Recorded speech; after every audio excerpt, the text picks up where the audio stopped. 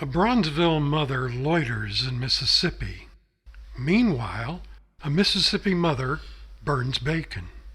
By Gwendolyn Brooks.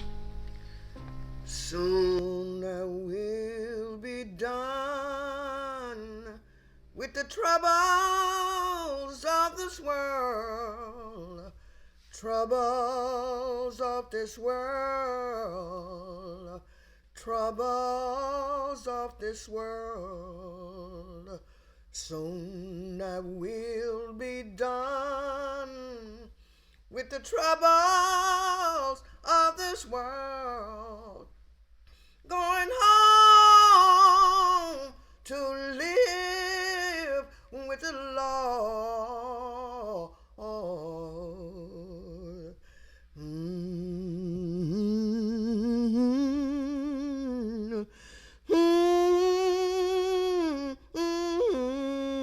From the first, it had been like a ballad. It had the beat inevitable. It had the blood, a wildness cut up and tied in little bunches. Like the four-line stanzas of the ballads she had never quite understood. The ballads they had set her to in school. Herself, the milk-white maid, the maid mild of the ballad, pursued by the dark villain, rescued by the fine prince, the happiness ever after. That was worth anything. It was good to be a maid mild that made the breath go fast. Her bacon burned. She hastened to hide it in the step-on can and drew more strips from the meat case. The eggs and sour milk biscuits did well. She set out a jar of her new quince preserves. But there was something about the matter of the dark villain. He should have been older. Perhaps the hacking down of a villain was more fun to think about when his menace possessed undisputed breadth, undisputed height, and best of all, when history was cluttered with the bones of many eaten knights and princesses. The fun was disturbed, then all but nullified when the dark villain was a blackish child of 14, with eyes still too young to be dirty and a mouth too young to have lost every reminder of its infant softness. That boy must have been surprised, for these were grown-ups. Grown-ups were supposed to be wise. And the fine prince, and that other, so tall, so broad, so grown. Perhaps the boy had never guessed that the trouble with grown-ups was that under the magnificent shell of adulthood, just under, waited the baby full of tantrums. It occurred to her that there may have been something ridiculous to the picture of the fine prince, rushing, rich with the breadth and height and mature solidness, whose lack in the dark villain was impressing her, confronting her more and more as this first day after the trial and acquittal wore on, rushing with his heavy companion to hack down, unhorsed, that little foe. So much had happened. She could not remember now what that foe had done against her, or if anything had been done. The breaks were everywhere, that she could think of no thread capable of the necessary soul work.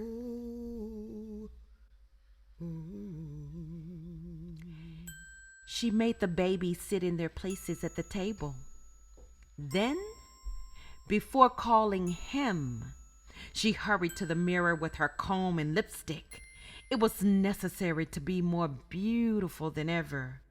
The beautiful wife, for sometimes she fancied he'd look at her as though measuring her, as if he considered, had she been worth it?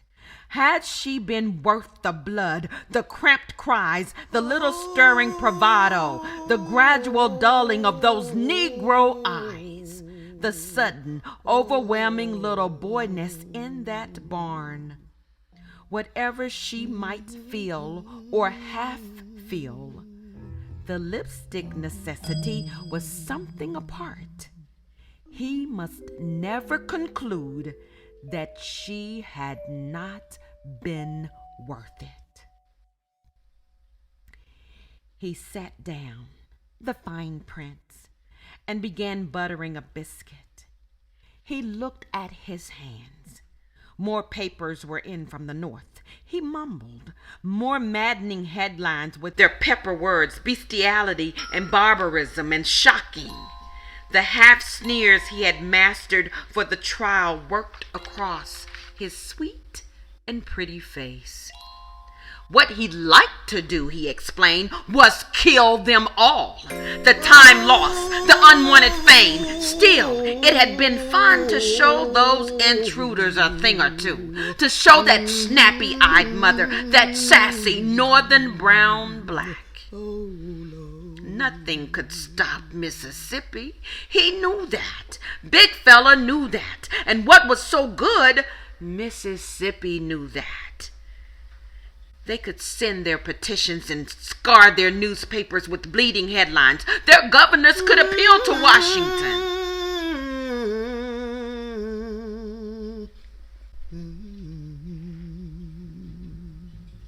What I want, the older baby said, is lasses on my jam. Whereupon the younger baby picked up the molasses picture and threw the molasses in his brother's face. Instantly, the fine prince leaned across the table and slapped the small and smiling criminal. She did not speak.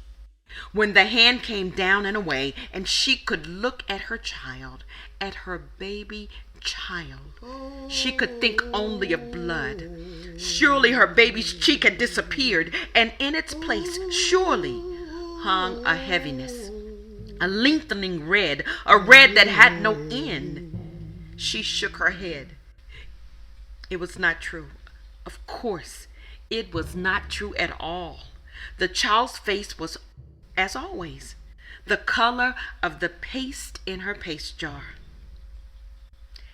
She left the table to the tune of the children's lamentations, which were shriller than ever. She looked out of a window. She said not a word. That was one of the new somethings, the fear, tying her as with iron. Suddenly, she felt his hand up on her. He had followed her to the window. The children were whimpering now, such bits of tots, and she, their mother, could not protect them. She looked at her shoulders, still gripped in the claim of his hands. She tried, but could not resist the idea that a red ooze was seeping, spreading darkly, thickly, slowly over her white shoulders, her own shoulders, and over all of Earth and Mars. He whispered something to her. Did the fine prince? Something about love and night and intention. She heard no hoofbeat of the horse and saw no flash of the shining steel. He pulled her face around to meet his, and there it was, close, close. For the first time in all the days and nights, his mouth wet and red, so very, very, very red, closed over hers. Then a sickness heaved within her. The courtroom Coca-Cola, the courtroom beer and hate and sweat and drone pushed like a wall against her.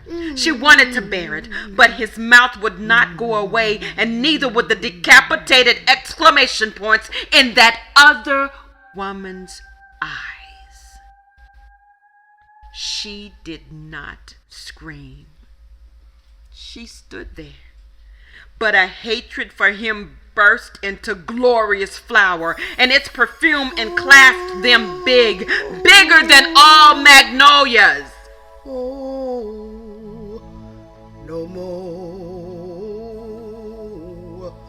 weeping and a wailing, no more weeping and a wailing, no more weeping and a wailing. The last bleak news of the ballad, the rest of the rugged music, the last quatrain.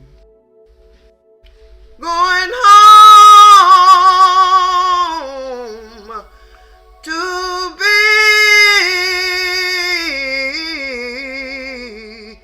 with the Lord.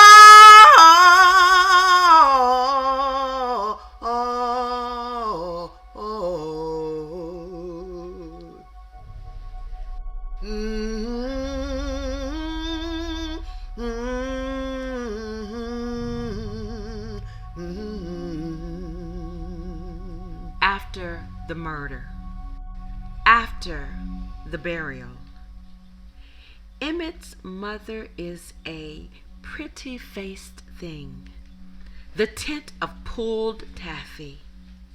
She sits in a red room, drinking black coffee. She kisses her killed boy, and she is sorry. Chaos in windy grays through a red prairie.